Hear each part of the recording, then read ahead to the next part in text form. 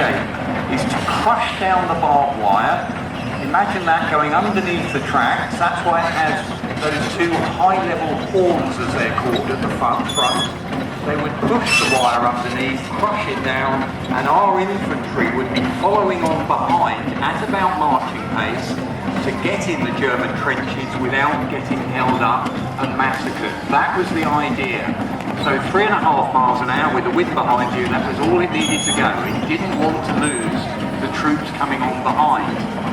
Now, very quickly in the First World War, the British realised the benefit the tank could bring. Now, we have lots of myths in this country about how we fought World War I, which it was all about. And over the next 4 years, with the programmes on the television, events like this, the level of interest in the First World War, hopefully, will all end up with a much better idea of the First World War. And the fact it wasn't Blackadder, it wasn't Oh What a Lovely War. It was a war when Britain used technology to save our soldiers' lives. And we did it very rapidly as well. The tank was first thought of around Christmas of 1914. We produce it, we manufacture it, we train the troops, and it's actually used in action for the very first time in September of 1916. So that's a very rapid development. Jumping in a requisition vehicle wouldn't suddenly put his foot on the accelerator instead of the brake. So actually the government were quite far thinking before World War I. And of course the other thing was that we were just starting to mechanise most of British society. The last horse-drawn London bus route finished just before the First World War. We'd gone over to mechanical transport. So there were plenty of horses available for the army to go off to fight the war. Now we know that war was not the war.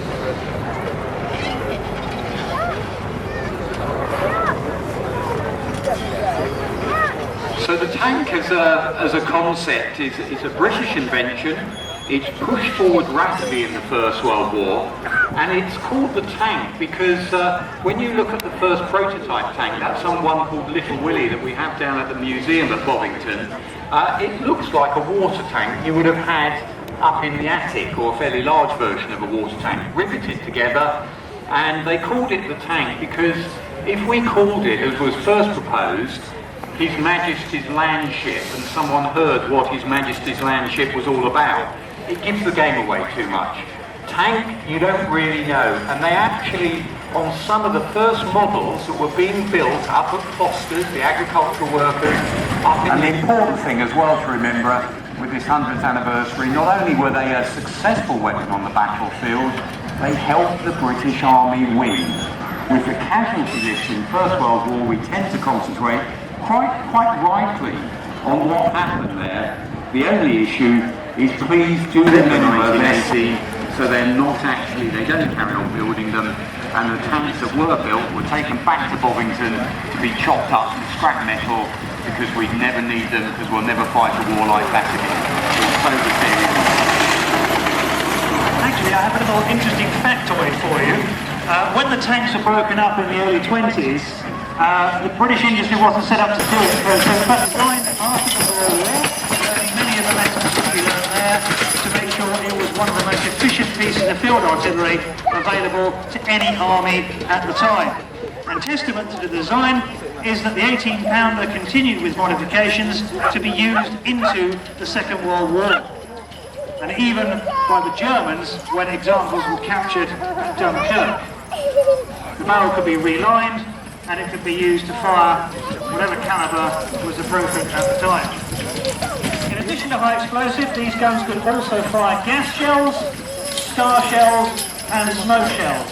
So it was truly one of the most versatile weapons that was used on the Western Front. And what a magnificent team is there. The gun team will actually consist of 10 members of the crew, 3 of them you can see on the horses, and there will be 6 actually to fire the gun itself. Under the command of a sergeant, each gun would be laid according to the direction of the officers under their control. There'll be a forward observation officer with the infantry to seek out targets and to spot to make sure that artillery shells were falling in place. The Royal Flying Corps also did excellent work in spotting and photographing and sending down signals that would enable the artillery to make sure they were actually landing on their target at the right sort of time.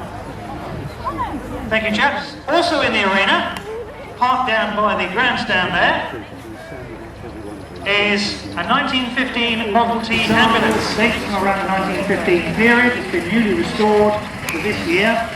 And it's been driven by Emma Shelley of the First Aid Nursing Yeomanry.